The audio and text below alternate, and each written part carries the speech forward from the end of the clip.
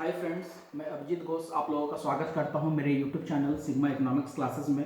Friends, आज का जो टॉपिक है हमारा वो टॉपिक है अमेरिका की डॉलर वर्सेस इंडिया की रुपीस। फ्रेंड्स, आप लोग जानते हैं कि हमेशा ये देखने को भी मिले हैं हम लोगों को कि भारत का जो रुपया है वो डॉलर के मुकाबले कमज़ोर होता जा रहा है। हम लोग आए दिन इस चीज़ को अखबार के माध्यम से, टेलीविज़न के माध्यम से ये देखते हैं और सुनते भी हैं। तो वो कौन सी वजह है और वो क्या कारण है जिसके कारण ऐसा होता है कि हमारे देश का जो करेंसी है रुपया वो अमेरिका की करेंसी डॉलर के मुकाबले दिन प्रतिदिन कमज़ोर हो जा रहा है, या क्या कारण है जिसके कारण से भारतीय रुपया जो है इसका वैल्यू जो है लगातार गिरते जा रहा है। तो मैं आप लोगों को इस वीडियो में डिटेल में बतलाऊंगा कि ऐसा क्यों होता है। और इसके पहले कि मैं अपना वीडियो शुरू करूं, आप लोगों से अनुरोध होगा कि जो लोग इस चैनल में न्यू है वो प्लीज़ इस चैनल को सब्सक्राइब कर ले और नोटिफिकेशन बेल को दबा दे, ताकि जो भी वीडियोस हैं हमारे इस चैनल में आते रहते हैं वो आप लोगों को सबसे पहले मिले।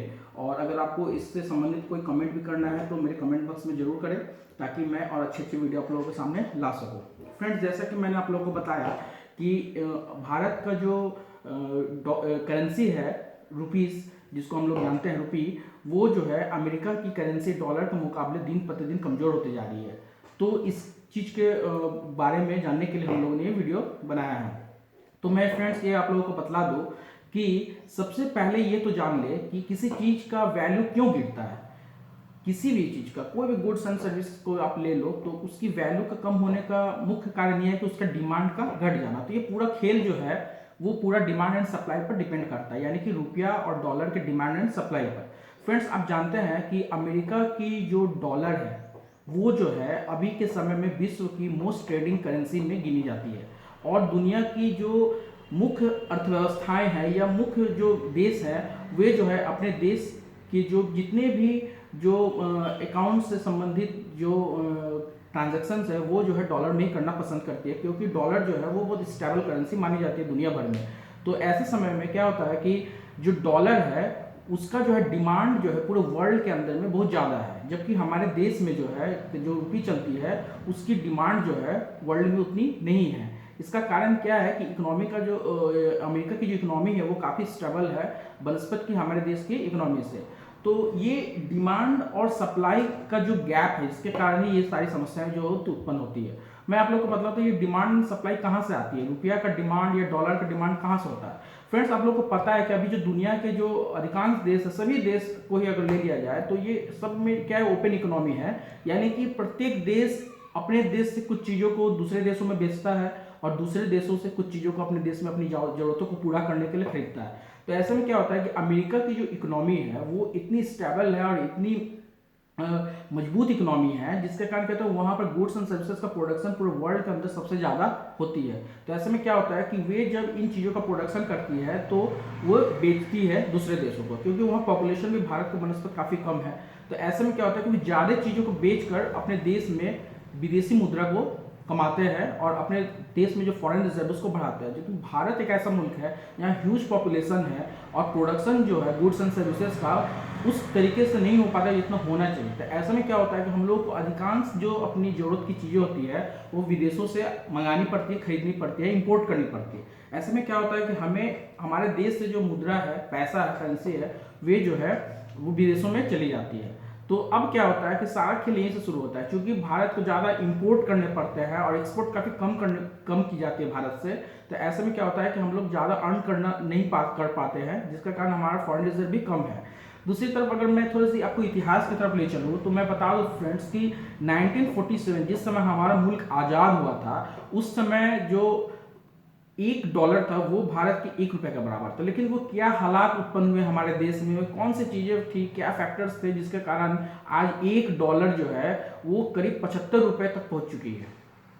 तो ऐसे क्या कारण था, मैं बताता हूं कि 1947 के तुरंत बाद जब हमारे देश में सरकार बनी, लोकतंत्र की सरकार बनी, उस समय क्या हुआ कि भारत की अर्थव्यवस्था को गति देने के लिए यहाँ जो मास लेवल पर गरीबी थी, बेरोजगारी थी, भूखमरी थी, उससे निपटने के लिए सरकार के द्वारा पंचवर्षीय योजनाएं चलाई गई थी 1951 वर्ष में, आप लोगों को पता ही होगा। तो ये जो पंचवर्षीय योजना थी इसमें क्या थी कि इसके गोल को अचीव करने के लिए बहुत ज़्यादा मात्रा में पैसे की जरूरत थी, जो उतने भारी मात्रा में भारत में पैसे थी नहीं। तो ऐसे में भारत को क्या करना पड़ा, विदेशों से लोन लेने पड़े, कर्ज लेने पड़े।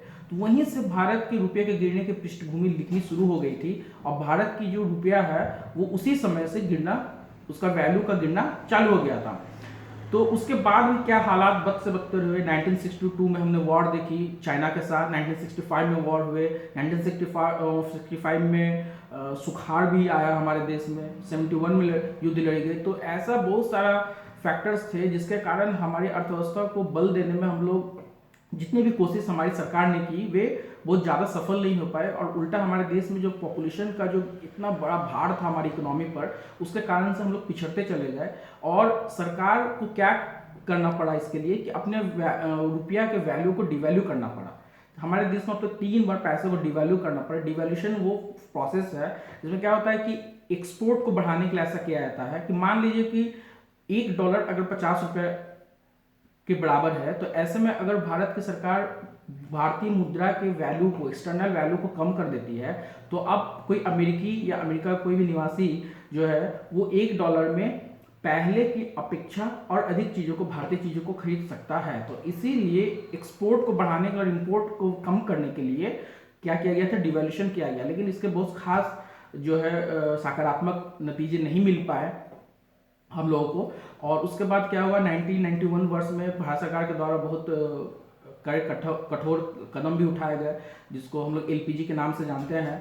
लेकिन हम लोगों का जो इकोनॉमी में जो रुपया का डाउनफॉल है वो रुका नहीं। और दूसरा मैं बतला दूं फ्रेंड्स कि ये जो सारा खेल होता है फॉरेन रिजर्व्स का होता है।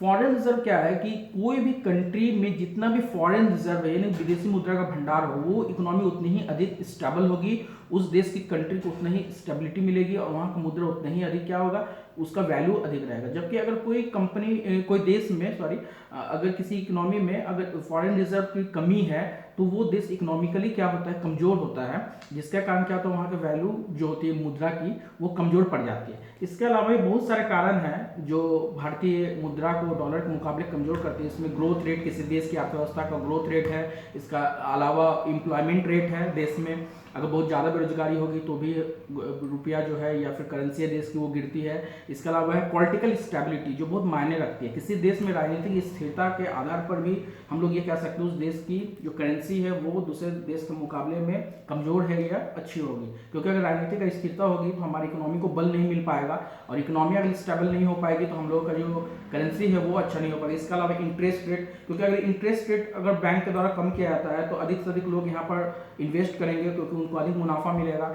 इंटरेस्ट रेट कम होने से क्या हो जाता है कि लोग, निवेशक जो है वो यहाँ निवेश करना नहीं चाहते हैं क्योंकि उनको उससे फ्रूट कम मिलते हैं। इसके अलावा क्रूड की कीमत एक बहुत महत्वपूर्ण चीज़ है, कच्चे तेल की कीमत। लगातार हम लोग देखा है कि क्रूड की कीमत जो है विगत वर्षों में लगातार बढ़ी है, जिसके कारण भी भारत की अर्थव्यवस्था को बहुत क्षति हुई है। कारण कि हम लोगों का जो क्रूड का जो ज़रूरत है वो 95% जो है हम लोग खरीदते हैं विदेशों से। ऐसे में ये बहुत मायने रखता है रुपया के डाउनफॉल में। दूसरा है इन्वेस्टमेंट। किसी कंट्री में जितना इन्वेस्टमेंट होगा उससे वहाँ पर उतना ही लोगों को एम्प्लॉयमेंट मिलेगा, वहाँ उतने ही गुड्स एंड सर्विसेज का प्रोडक्शन होगा। तो भारत में इन चीज़ की भी कमी रही है। महंगाई रेट भारत में बेतहाशा महंगाई बढ़ी है। तो ये सारे चीज़ जो है फैक्टर्स है वो जो उत्तरदायी है भारत के रुपया को जो है डॉलर के मुकाबले कमज़ोर करने में। तो फ्रेंड्स ये था वीडियो, मैंने वो सिंपल तरीके से आप लोगों को समझाने की कोशिश की है। होप कि आप लोगों को अच्छा लगा होगा। अगर आप लोग समझे हैं इस वीडियो को तो ज़रूर लाइक करें, शेयर करें और अधिक से अधिक लोगों तक पहुँचाएं। Thank you.